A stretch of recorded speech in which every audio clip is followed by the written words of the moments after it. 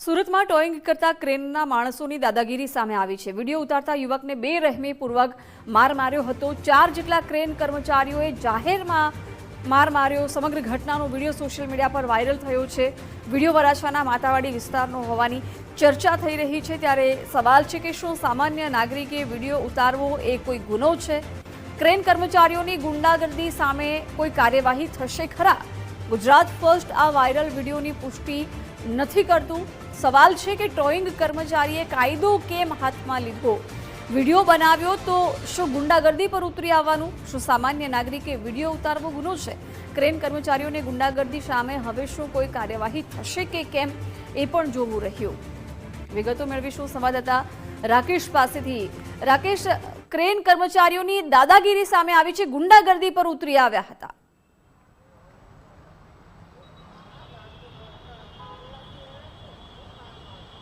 जी राकेश,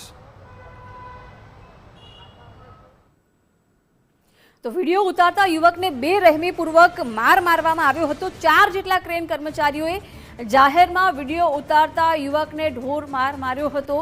समग्र घटनानो वीडियो पण अत्यारे सोशियल मीडिया पर सामे आव्यो छे अने आ वीडियो वराछा विस्तारना मातावाडीनो होवानुं चर्चाई रह्युं छे।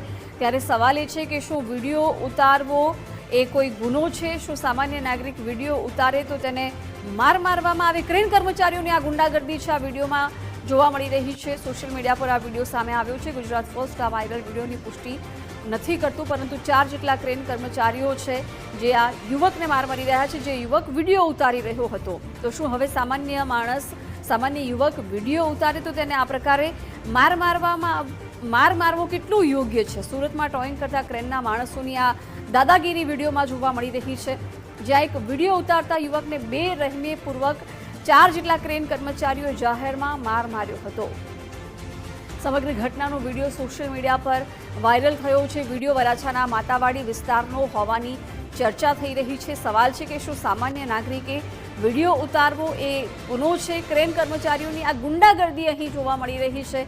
હવે આ વિડીયો સામે આવ્યા પછી શું આ ક્રેન કર્મચારીઓ સામે કોઈ પગલાં લેવાશે ખરા? તેમને આ કોને હક આપ્યો કે કોઈ પણ સામાન્ય નાગરિક પર હાથ ઉપાડી શકે છે? વિગતો મેળવીશું રાકેશ પાસેથી। રાકેશ, 4 જેટલા ક્રેન કર્મચારીઓ છે કે જે એક સામાન્ય વ્યક્તિ ત્યાં વિડીયો ઉતારી રહ્યો હતો તેને માર મારતા દેખાઈ રહ્યા છે।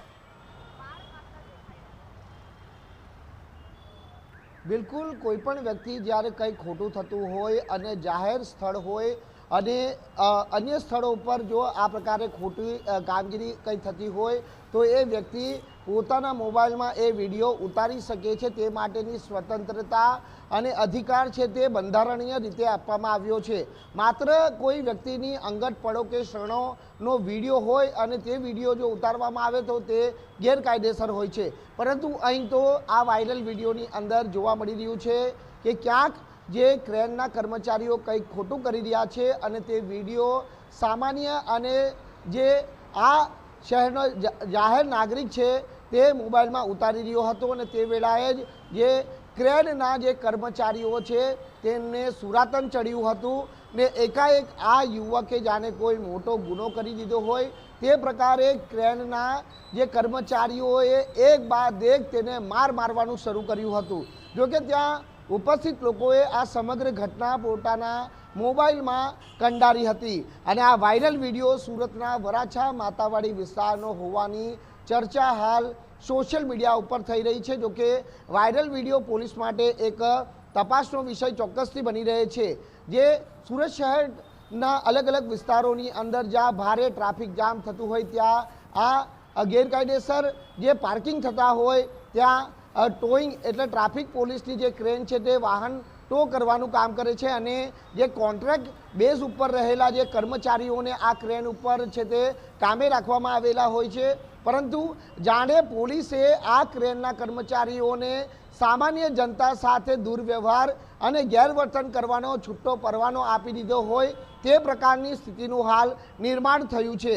કારણ કે આવા ક્રેન ઉપર કામ કરતા કર્મચારીઓને ક્યાંક પોલીસ જે અધિકારીઓ, નીચલા અધિકારીઓ હોય છે, નીચેના અધિકારીઓ તેમના દ્વારા પીઠબળ પૂરું પાડવામાં આવતું હોય તેના કારણે આ કર્મચારીઓ ફાટીને ધુમાડે ગયા છે અને તેના કારણે આજની આ ઘટનાની અંદર ક્યાંક એવું જોવા મળ્યું છે કે જ્યાં એ માત્ર વિડીયો ઉતારી રહેલા જે યુવકને જાહેરમાં ફટકારવામાં આવ્યો છે, માર મારવામાં આવ્યો છે, ત્યારે હવે પોલીસના ઉચ્ચ અધિકારીઓ આ ક્રેનના કર્મચારીઓ સામે શું કાયદાકીય રીતે પગલાં ભરે છે તે બાબત મહત્વની બની રહી છે. આ માત્ર એક કિસ્સો નથી, પરંતુ ભૂતકાળમાં પણ આવા અનેક કિસ્સાઓ સામે આવ્યા છે કે જ્યાં ક્રેનના કર્મચારીઓ અને વાહન ચાલકો વચ્ચે જે અસભ્ય વર્તન કરવું અથવા તો વાહન ચાલકો જોડે ગેરવર્તણૂક કરવું, આવી અનેક સમસ્યાઓ અને ભૂતકાળમાં ફરિયાદો પણ ઉઠી છે. અને આવા સંજોગોની અંદર આ વધુ એક વિડીયો જ્યારે સામે આવ્યો છે તે વાત અહીં સ્પષ્ટ કરે છે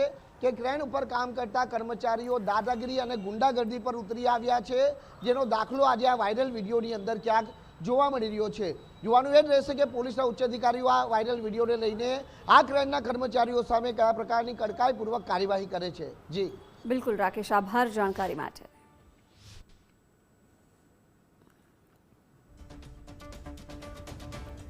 તો શું સવાલ એ થઈ રહ્યો છે કે સામાન્ય નાગરિકે વિડીયો ઉતારવો ગુનો છે? ક્રેન કર્મચારીઓની આ ગુંડાગર્દી સામે આવી છે ત્યારે કોઈ કાર્યવાહી થાય છે કે કેમ તે જોવું રહ્યું.